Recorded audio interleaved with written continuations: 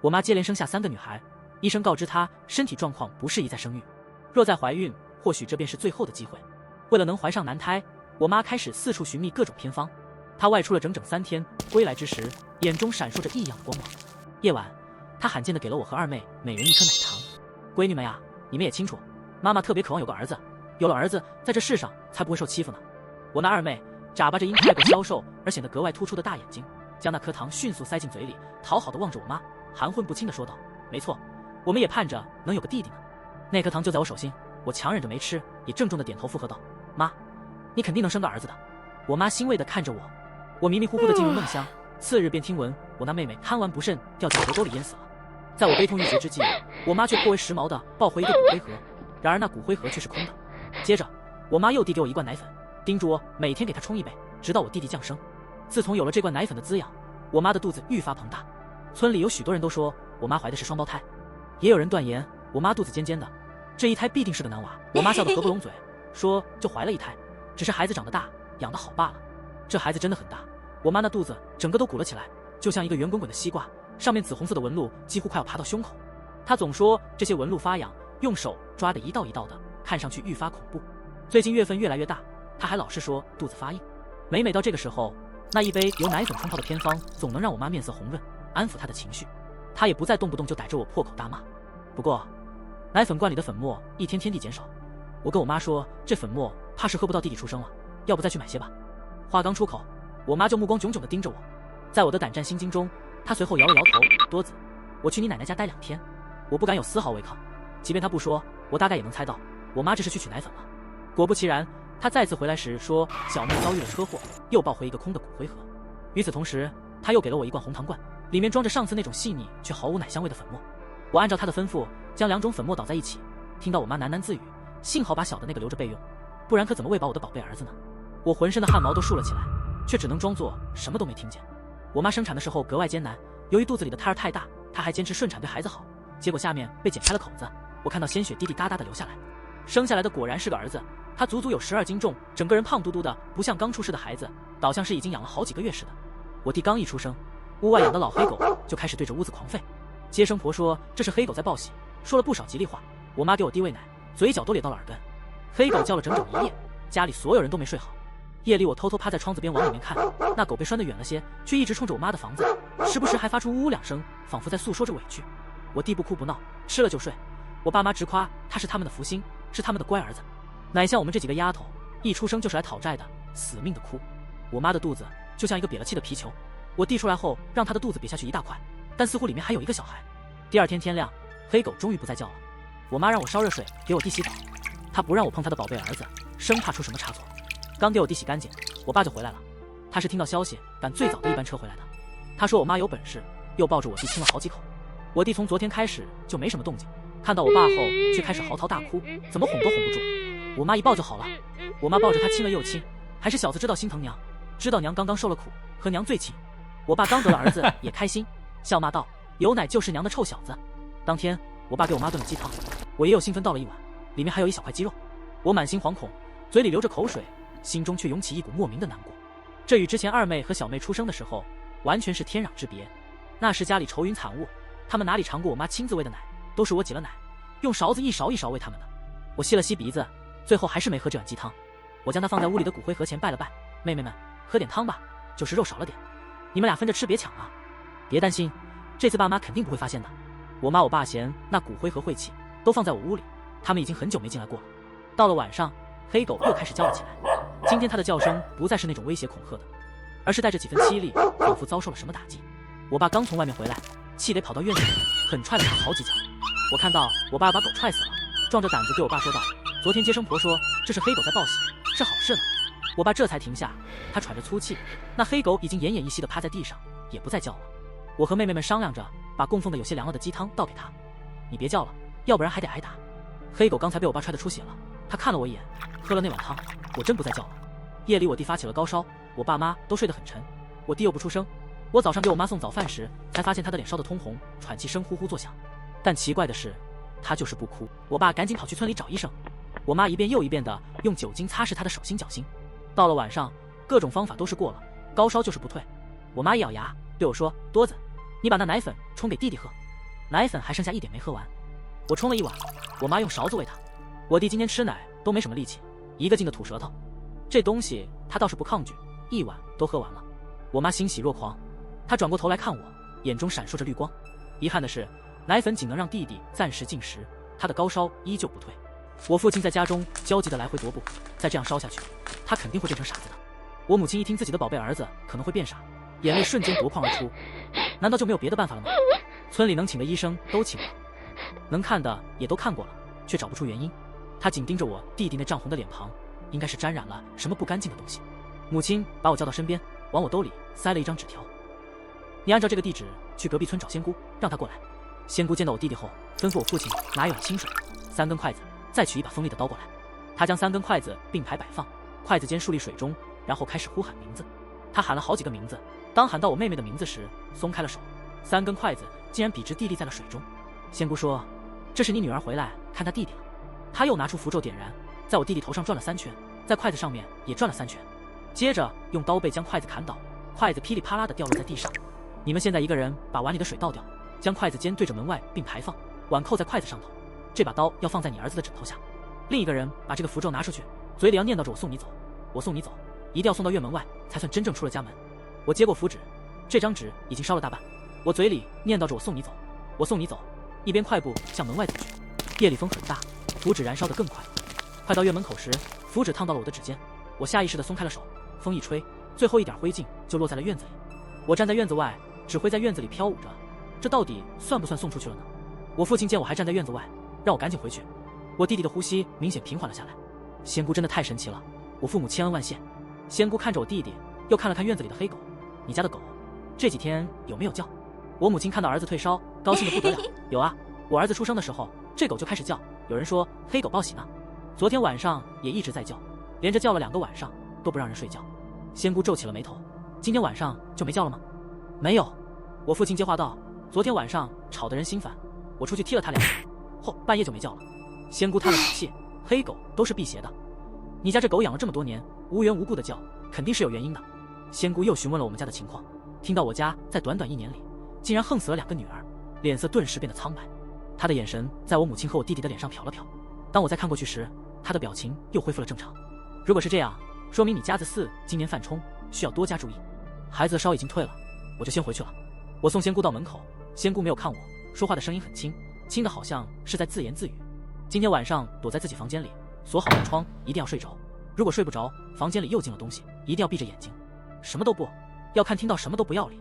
他说：“你家今晚是要死人的，黑狗不守门，送出去的东西今晚就会回来找人。”仙姑走了，她看出我母亲有意隐瞒她，但她不知道我母亲具体做了什么，不知道我妹妹是怎么惨死的，所以没有破解的办法。或许要是我母亲说了，她就彻底不会帮我们了。幸好她心地善良，才告诉了我一个保命的方法。我听从仙姑的话，插好门窗，整个人缩在被子里，紧紧地闭上了眼睛。我今天跑来跑去，不是给弟弟买药，就是去隔壁村请仙姑，整个人已经疲惫不堪，很快就睡着了。夜里突然下起了大雨，倾盆下，打在房顶上啪啪作响，时不时还传来轰隆的雷声。我被吵醒了，下意识地想睁开眼睛看看，窗外突然传来啪嗒一声，仿佛是谁踩在了水中。我吓得浑身一激灵，彻底清醒了过来，眼睛自然不敢睁开，紧紧地闭着，调整着自己的呼吸，生怕被谁发现我在装睡。脚步声夹杂着雨水声，一路走到我的门口。我听到门被拉扯了2下，发出木头滋滋呀呀的晃动声，但是门并没有打开。我早就提前拴好了门栓，外面没有了声音，似乎走了。但我知道他并没有走，因为不一会儿，外面又响起了敲门声，咚咚咚咚，一共4声，敲一下，停顿一下，声音的间隔都相同，不紧不慢。外面传来我二妹的声音：“姐姐，你在房间吗？”我咬紧牙关，不敢发出声音。我感觉自己的身体在微微颤抖，无法控制。姐姐，是我啊，我是招娣啊。我母亲生我的时候给我起名多子，就是希望能有个儿子，但生下我二妹后又是个女娃，她觉得是名字起得不好，字也没说是儿子，所以给我妹妹取名叫招娣。姐姐，外面下了雨，好冷，让我进去吧。姐姐，敲门声总是4下，不紧不慢。我不说话，外面又等了一会儿。姐姐，那我自己进来了。外面的敲门声戛然而止，然而屋内却响起了脚步声，那声音在地上发出啪嗒啪嗒的声响，我能够想象得到，那脚步每踩在地上一下，都仿佛带着水渍。仙姑所言属实，我妹妹真的能够进入这屋子，她真的进来了。我只能将呼吸放得愈发轻柔，因为我睡觉的时候习惯朝着窗户的方向了。这样便能第一时间听到母亲呼喊我的声音。那声音就在我的身后，我们的屋子并不大，只需几步就能走到尽头。妹妹在房间里来回踱步，嘴里呼喊着姐姐姐姐，似乎是在寻找我。姐姐也开始害怕我了吗？我们曾一直相依为命的，我是姐姐养大的，我又怎会伤害姐姐呢？而且姐姐还给我送过鸡汤喝呢。妹妹的声音并不尖锐，依旧是如同她生前那般温柔的语调，这反而让我更加害怕了，因为在她生前，我从未给过她一碗鸡汤。我唯一一次给她送鸡汤，是在她离世之后，那是母亲生产之后赏赐给我的一碗。妹妹的话语让我确定，她真的是鬼，她一直都在这个家里，就在某个不为人知的角落，默默地注视着我们。外面的雨似乎下得更大，闪电透过那薄薄的窗纸映照在我脸上、眼皮上，我能够清晰地感觉到光线的交错。妹妹在我的房间里待了一整晚，她絮絮叨叨地说着话，大部分时间都在我的姐姐。我的精神高度紧绷，根本无法入眠。直到清晨的第一缕阳光透过那薄薄的窗纸洒在我的脸上，我心中才暗暗松了一口气。房间里不知在何时变得悄无声息，我却不敢起身，也不敢睁开眼睛，生怕这一切只是一场梦境。直到听到外面公鸡打鸣的声音，听到母亲的尖叫，听到院子里传来的声响，我才敢小心翼翼地掀开一点眼皮。真的天亮了，屋内的地板几乎都被浸湿了，上面布满了密密麻麻的鞋印，那是妹妹生前穿着的那双鞋留下的。我跑出屋子，不禁瞪大了眼睛。院子里根本没有下雨的痕迹，地面干燥，表面的尘土正随着风被吹起，这怎么可能呢？我清楚地记得昨晚雨势的变化，记得后半夜的电闪雷鸣，也记得妹妹在房间里行走时的水声。我回头再看屋内的水渍，依然还在，妹妹真的来过。我突然想起二妹是被淹死的，昨晚的那场雨，难道是她借用来寻找亲人的媒介？我父亲去世了，死得极为诡异，他与母亲昨晚一同躺在一张床上，身上所盖的被褥都完好无损。然而当掀开被子时，父亲的四肢几乎都扭曲变形了，他的胸口凹陷进去一块，两只手从手肘到手腕都断了，就好像是迎面撞上了一辆超速行驶的汽车，他下意识地用手去抵挡着。他的双腿也诡异地翻转着，左腿仿佛只剩下薄薄的一层皮相连着。奇怪的是，他的身上没有流一滴血，仿佛这些伤痕是凭空出现的。有了之前对二妹的猜疑，我很快就能猜到父亲经历了什么。昨天二妹来找过我，小妹就来找他们了。母亲说小妹是遭遇车祸而死的，虽然我未曾见过小妹的身体，但从母亲的表情来看，肯定是极其凄惨的。母亲这2天因为生产而身体虚弱，夜里睡得很沉。前2天即使有黑狗的叫声，他也能照常入睡，而父亲却不行。他在外面给人当保安，夜里偷闲睡觉的时候，只要有一点声音就会醒来。父亲的表情扭曲着，不知是疼死的还是被吓死的。村子里横死的人很多，惨死的人也不少，但像父亲这样死得如此离奇的并不多见。父亲的事情惊动了村长，因为母亲那一声凄厉的喊叫，把众人都引来了。有人走进屋子一看，吓得跌坐在地上，鬼哭狼嚎地往外逃窜，甚至连一只鞋都跑掉了。仙姑又来了，这次并非我们所请，而是村长请来的。父亲去世之后，母亲就不再说话了，她紧紧地抱着我的弟弟。仙姑说道：村长，并非我不给你面子，而是这家1年内接连有2个女娃横死，他们又不肯对我说实话，这2个女娃究竟是如何死的，只有他们自己清楚。这是女娃回来报仇来了。村长让其他人都离开，屋里就只剩下了我们几个人。我知道你不愿意做这种折损寿命的事情，但好歹是3条活生生的人命啊！就算大人有罪，这2个娃娃也是无辜的。仙姑本就心地善良，在村长的劝说下，也算是松了口。他如果能够老老实实的告诉我，我或许还有办法拯救。母亲依旧不说话，甚至当着众人的面将衣服掀开给弟弟喂奶，弟弟用舌头顶了顶，死活都不肯吃一口。母亲还在继续喂着。仙姑说道：你这个儿子生来就不正常，不哭不闹，3魂7魄本就少了，现在已经不吃不喝，就算昨天从鬼门关逃了回来，你早夭的女儿也不会放过他的，他活不了几天了。弟弟是母亲的命根子。听到仙姑这么说，母亲狠狠地抬起眼睛怒骂道：放你妈的狗屁，臭女人！我儿子不会死，你这个老东西竟然诅咒别人家的孩子，你不得好死！仙姑看着母亲冥顽不灵，生气地站起身来：村长，我真的帮不了你们了。他要离开，村长去劝说，母亲将家里的颜色给我，狠狠地说道：去把那个女人走过的路上都撒上盐，去晦气。母亲说话的声音太大，仙姑显然是听到了。我抱着碗追了出去，手里抓着一把盐，撒也不是，不撒也不是。仙姑看着我为难的样子，叹了口气：跟你说的话，你自己记住，你在这个家里要活下去，只能靠自己。仙姑离开后，我在满院子里撒盐，希望真的能够驱邪，这样妹妹晚上就不会再来了。母亲正在屋里摇晃着，拍打着弟弟，她想尽了各种办法，想让弟弟发出声音，但弟弟只是瞪着一双圆溜溜的眼睛看着她。弟弟的确不像一个正常的孩子，他太乖巧，太安静了，就像一个没有灵魂的娃娃一样。我妈陷入沉思，罕见地将我弟单独托付给我，而后自己出门去了一趟。她归来后，目光始终紧盯着院门口，直至太阳即将落山，终于有辆车停下。我妈激动地站起身来，从车上下来的是一位黑黑瘦瘦的小老太太，她手中提着一个与其身形极不相称的大包袱。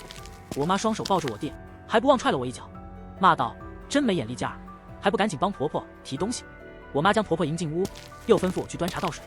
婆婆一直用审视的目光打量着我，她脸上的表情极为淡漠，又或许是我难以从那布满皱纹的脸上察觉到什么。我只知道她的眼眸十分明亮，闪烁着金光。你儿子恐怕是沾染了凶煞之气，我让你喝的药，你是不是没按规定喝？我自然是谨遵您的吩咐，每天都有按时服用。我妈几乎要起誓了，罢了，如今说这些也于事无补。你那2个女儿铁了心要来报仇，今晚还会来找你们。我今晚先保你一命，其他的等明早天亮再做商议。此刻外面天色渐暗，我妹随时可能会来。婆婆的眼神再次投向我，我心中涌起一股不祥的预感。她说道：“孩子，你今天和你妈换个房间，就睡在这里吧。婆婆这里有个娃娃，晚上陪你一起睡，可好？”婆婆从包袱中掏出一个娃娃，那娃娃破破烂烂的，勉强能看出是个小孩的模样。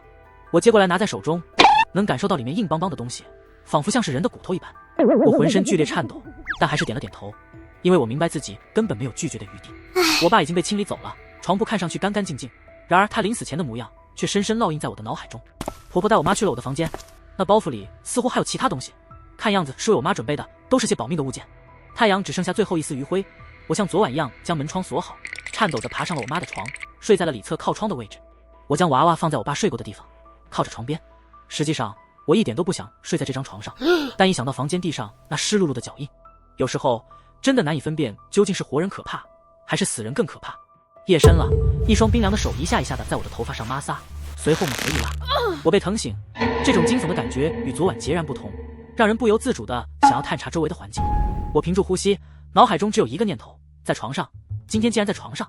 昨晚我妹一开始在门外，后来只是在地上来回走动，呼喊着我的名字。第一晚尽管我心中恐惧，但与此刻相比还是相形见绌。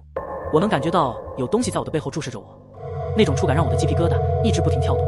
它也不发出声响，触感从我的头皮蔓延至脸上。那是一双小小的手，大概只有几岁孩童的大小。今天来的人是我的小妹，她摸了又摸，从我的额头摸到眼睛，又从鼻尖滑到嘴唇，小手还在我的脖子上停留了片刻。我几乎以为她要掐死我，不是妈妈。那小手似乎变得急躁起来，又在我的脸上胡乱摸索，语调中充满了凶狠。怎么会不是妈妈？昨天明明还是的，声音消失了，一股冷气突然扑面而来，仿佛腊月的寒风几乎要把我的鼻尖冻掉。她现在是在与我面对面吗？在注视着我吗？小妹确定了我不是妈妈后，我能感觉到她从我身上爬了过去，被子的一角被掀开，她是不是要钻进来？我又想起我爸躺在被子里的死状，害怕自己会重蹈覆辙。被子里的娃娃被扯了出去，我能听到娃娃摔在地上的声音，还有敲击声，布料被撕碎的声音，砰砰砰。昨天我爸的骨头是不是就是这样被硬生生敲碎的？小妹的声音尖利，每砸一下就发出一声笑声。我的身后仿佛正在上演一场惨无人道的酷刑，我紧绷着身体，一丝一毫都不敢松懈。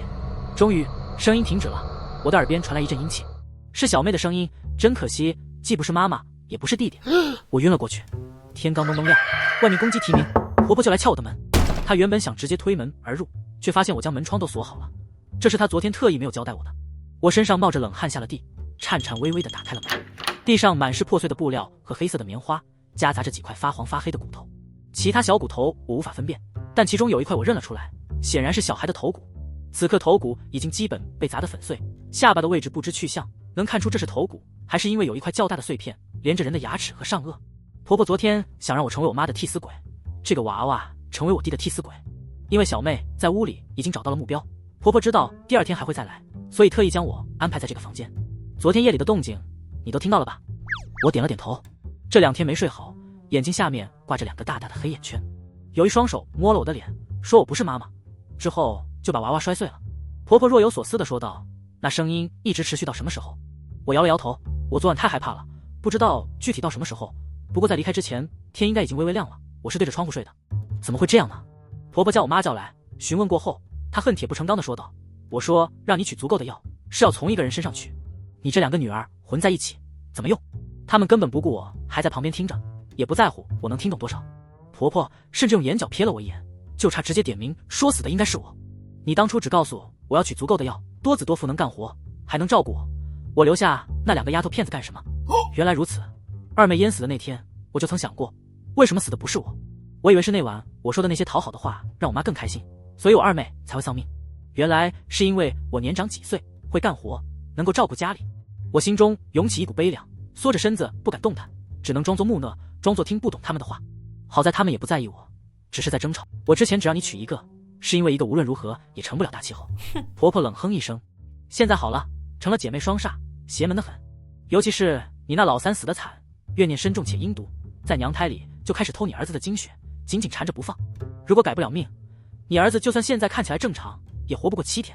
我妈颤抖着，因为我弟已经2天没吃东西了。多子，你弟出生到现在几天了？我回忆了一下，到今天晚上就4天了。看吧，都是你这个当娘的错，让他只剩下3天的活头了。我妈看我的眼神中也带上了恨意，仿佛这一切都是我的错。婆婆还在一旁火上浇油，你现在看她有什么用？还想现在把她杀了，双煞还不够你长记性，更何况这丫头还有用处，她连续熬过了2个晚上，可以帮你儿子挡煞。昨天她不是做得很好吗？我妈眼中闪过一丝亮光，又低头看了看地上的娃娃。可是婆婆，这个娃娃已经坏了，这鬼报仇不成，怨念一天比一天重，也就一天比一天厉害，更不好糊弄了。这个娃娃已经没用了。婆婆让我抱着我弟，说是为了让我身上沾上我弟的气味，但这还不够，婆婆一整天都不许我吃东西，划破了我弟的手腕，将他的血喂给我。我妈心疼不已，用眼睛瞪着我，仿佛要将我千刀万剐。一个正常人怎么会喜欢这种味道？我几乎要吐出来，婆婆威胁我，如果吐了就要重新喝。我妈又给了我一巴掌，你就是见不得你弟好，想让他受苦，对不对？我以为你最乖，没想到你小小年纪，心思竟然如此歹毒。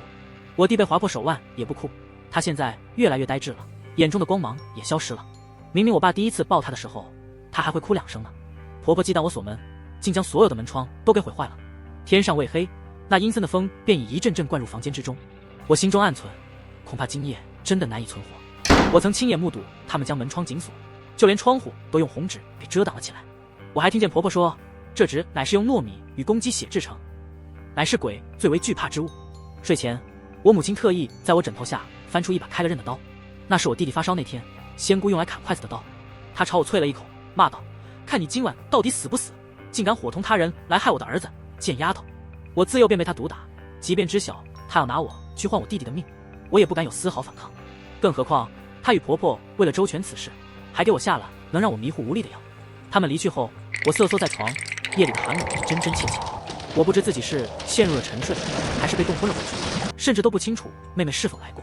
夜里似乎传来了哭叫声，但我的脑袋昏沉。前2天我还强忍着不让自己睁眼，而今晚却是连睁眼的力气都没有了。第2天天亮，我母亲发出尖锐的哭嚎声，狠狠地给了我一记耳光。我仿佛发起了高烧，浑身无力，根本无法坐起身来。母亲拽着我的衣领，将我拖到地上，对着我拳打脚踢，骂道，你就是个丧门星，你要将我们全部都克死。婆婆拦住了她，不知在我身上何处摸索了一番，扯下一个袋子。她将袋子里的东西倒出来，竟是一撮头发和一些细小的指甲。婆婆说道，这妮子昨晚并未耍什么花招，我明明什么都没做，却莫名有种沉冤得雪的感觉。母亲恶狠狠地盯着我，恨声道，那她为何没事？她不是应该给小宝挡灾吗？母亲脾气发泄完后，拽着婆婆跪在地上不住地磕头，哀求道，婆婆，你救救我儿子，他可是我的命，没有他我就活不下去了。婆婆眼中闪过一丝阴冷的光芒，说道，那鬼如今已不再露面，打算慢慢将你儿子耗死。若要你儿子活命，就得让那2个鬼去死，但他们死了以后，就再也无法投胎转世，魂飞魄散了。母亲毫不犹豫，咬牙切齿地说道，他们死了，我儿才能活，所有的一切都要为他儿子让路。婆婆说需要我2个妹妹的骨灰，那些骨灰都混在了一起。母亲拿出一个奶粉罐，里面所剩无几，原本那奶粉罐的量只够孕期使用，我弟弟出生后又喝了几顿，如今加起来也只有半勺。婆婆还说需要我母亲和我弟弟的血，他们2个吃了我妹妹的骨灰，这是他们来找全尸了。婆婆又取了他们2人的头发，让我找了一些黄泥和碎骨，将血和骨灰混合在一起，捏成了一大一小2个小人，给小人穿上了衣服。我不知捏的到底是我2个妹妹，还是我母亲和我弟弟。婆婆说今晚至关重要，晚上我们都不能睡觉。我弟弟仍在发烧，仙姑之前用过的那招也不能再用。婆婆说那招是引魂送出，现在是白天，我妹妹肯定不会出来，只能等到晚上。傍晚时分，太阳尚未落山，婆婆在地上画了一个我看不懂的法阵，将2个泥娃娃摆在中间，又在周围撒了些香灰。我母亲和我弟弟被赶回了屋里，屋子的门窗上还贴了符咒，黄色的符咒随着风来回晃动。我和婆婆守在主屋，我紧闭着双眼不敢去看，婆婆便用手中的木剑敲我的脑袋。你闭着眼做什么？婆婆，我昨晚吹了风，头疼得厉害，眼睛也酸痛。我睁开眼睛给她看，眼中布满了密密麻麻的血丝，眼边也红肿起来，刚睁开一下，泪水便哗哗地流了下来。我赶紧又闭上了眼睛。婆婆也不再说什么。外面起了风，湿冷湿冷的。奇怪的是，外面的尘土并未飞扬起来，反而是门口婆婆系的铃铛剧烈地摇晃着，叮咚叮当的声音不绝于耳，仿佛是有谁暴躁地拉扯着2端的线，将它们摔打在一起。婆婆的呼吸沉重了一下，再也没有发出声响。突然一声巨响，紧绷的线断了，铃铛凌乱地掉落在地上，啪嗒啪嗒作响，就像是有谁湿漉漉地走了进来。一阵阴冷的风扑面来，我不禁打了个寒战。我不知到底来了谁，婆婆的呼吸声仿佛都消失了，房间里安静的仿佛只有我一人，脚步声仍在继续，马上就要经过我身边。我放缓呼吸，假装自己并不存在。我的眼睛被人按住，那温热粗糙的手正用力地掀起我的眼皮，竟然是婆婆。我死死闭着眼睛躲避，也顾不得装睡的规则，伸手去掐她。婆婆的手劲更大，她的手指几乎要掐进我的眼睛里，似乎是想让我看看什么。我敢肯定，我若看了，定然不会有什么好下场。我心中惊慌失措，此时我正靠在床边，婆婆几乎将我推倒在地，她几乎整个身子都骑在我身上。那脚步声好像朝我们靠近了，我也发了狠，膝盖用力，手往外推，身子配合着一滚，直接将婆婆掀翻在地。我原本所在的位置就在床边，翻身时只能将她往里面甩去。我能听到她的身体撞到墙壁，发出闷哼声。与此同时，我耳边传来一阵细微的声音，轻得如同叹息。找到了，是我的二妹。我感觉有水滴落在我的脸上，有东西从我脸上跨了过去。墙角的婆婆在闷哼之后也立即闭上了嘴，可惜她终究还是被找到了。地上的香灰被脚印所染，一大一小，一湿一干，这脚印却并不杂乱，笔直地朝向法阵中的小人。法阵中间的一大一小泥人破碎了，仿佛是错觉。我觉得那2个泥人好似干了些，泛黄了些，就好似泥人里原本的血与骨灰被吸走了一般。脚印又顺着法阵转向床边，看来是泥人碎了，阵法破了。婆婆这才来掰我的眼睛。在同样的情形下，自然是有血缘关系的，我更容易被寻仇的我妹盯上。婆婆的躺在床铺最里处，她的双眼瞪得极大，身上没有任何伤口，竟是被活活吓死的。我妈第2天快到中午才敢抱着我弟走出来，我弟瘦了许多，没了起初的圆润可爱，这几日勉强靠喝一点骨粉维持着生命。昨天最后一点骨粉被婆婆用了，也算是孤注一掷，可婆婆输了，赌注是她的命；我妈也输了，赌注是她儿子的命。我妈看到婆婆的，悲怆地哭了起来，整个人瘫坐在地上，仿佛失去了所有希望。我爸死的时候，我妈只是平静地看了一眼，你还活着？你怎么还活着？都是你的错！我妈冲着我嚎叫，她的眼睛变得猩红，拿起桌子上的刀，好似要砍我。反正都活不了，那就一起死。我妈用各种难听的词汇辱骂我，旁边的邻居都探头出来看，却又不敢靠近。我爸死之后，我家就开始请神婆摆法阵，人人都对我们敬而远之。我妈跑累了，我也坐在地上喘着粗气。我跟我妈说，我弟饿着也不是办法，他说不定会喝血，7天时间还没到，我们还可以找其他神婆，现在放弃太早了。妈，你吃了10个月骨粉，弟弟能喝得进骨粉，就能喝得进你的血。婆婆不是也说了吗？这是引子，是你们血脉相连的证据。我弟真的喝了，我妈又哭又笑。之后她再也没去找神婆。不到晚上，我妈就抱着我弟回了他们的主屋，房间地面没收拾，因为不知道婆婆的法阵哪里还能动，婆婆的也还在床头，我妈不让动。我把拆下来的门窗安好，我妈锁上了门。一夜无事，一夜无梦，这是我睡得最好的一天，没有被莫名打扰，没有奇怪的声响，地上干干净净，没有奇怪的脚印，这太正常了，却让我浑身战栗。我鞋都没来得及穿，一路小跑往我妈房间赶去。门紧紧关闭，我拍门呼喊，里面没有任何回应。我又去撞门，房门纹丝不动。我终于慌了，光着脚往村长家里跑。屋里的门最后是村里几个壮汉合力撞开的。我妈躺在床边，整个人好似被炮肿了，过分惨白的皮肤，充满恐惧痛苦的表情，最终定格在绝望之中。她死了，是我二妹下的手。我弟还安安稳稳地躺在我妈的臂弯里。村长看到地上的法阵和屋里的情景，拦住了其他想进来的人。仙姑又来了，还是村长请来的，他清理了房间。村长让人把我妈和婆婆的抬走安葬。我抱着弟弟，自从有了弟弟开始，家里的人就一个一个的减少，现在就只剩下我们2个。我的视线落在他脸上，如果婆婆说的没错，我弟也马上就要没命了。家里就只剩下我一个了，今晚就是最后一天。仙姑摸我的头，我下意识地看着他喃喃自语，我弟，他今天晚上就要死了，对吗？屋里就剩下我们2个。仙姑整理着床铺，从我妈枕头下翻出一把刀。这就是命啊！他把刀扔得远远的。你弟原本还是有救的。如果你家老黑狗下鬼拦门的时候，你爸没有阻止；如果你妈肯把实话告诉我，让我有办法应对；如果你妈不把这把染了血的刀放在枕头下，这不是镇鬼，这是整鬼，是他自己把鬼引过来的。我妈死了，都被抬走了，所以这些话她听不到了。婆婆来的那天，我妈用家里最锋利的刀杀了一只鸡。你们家做的一桩桩一件件都在助长鬼的力气，现在已经到了最后一天，我帮不了你，真可惜。我说，最起码我想让弟弟活着的，他是得利者也是受害者，出生就是为了死去。我把我知道的事情都跟仙姑说了，我希望妹妹不要魂飞魄散。她吸收了骨灰，等她死后，你给他们立一个墓碑，刻上他们3个人的名字吧。剩下的我尽力试试。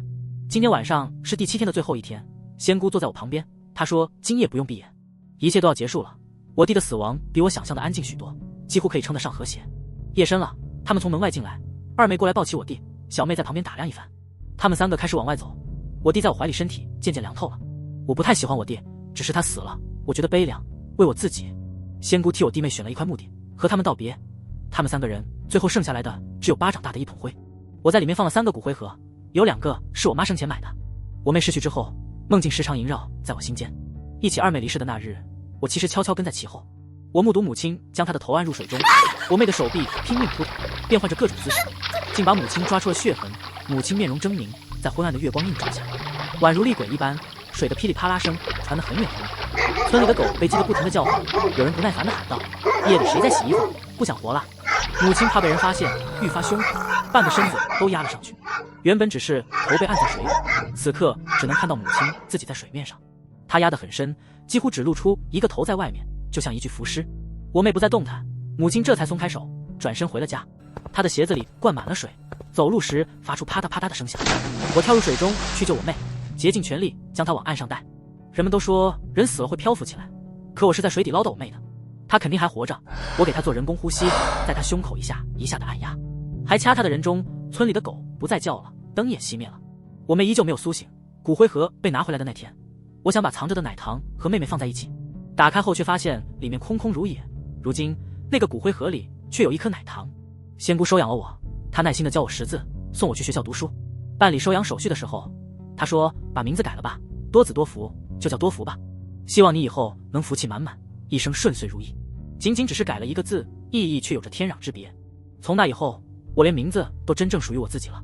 头几年，仙姑让我每年在下葬日去看看弟妹。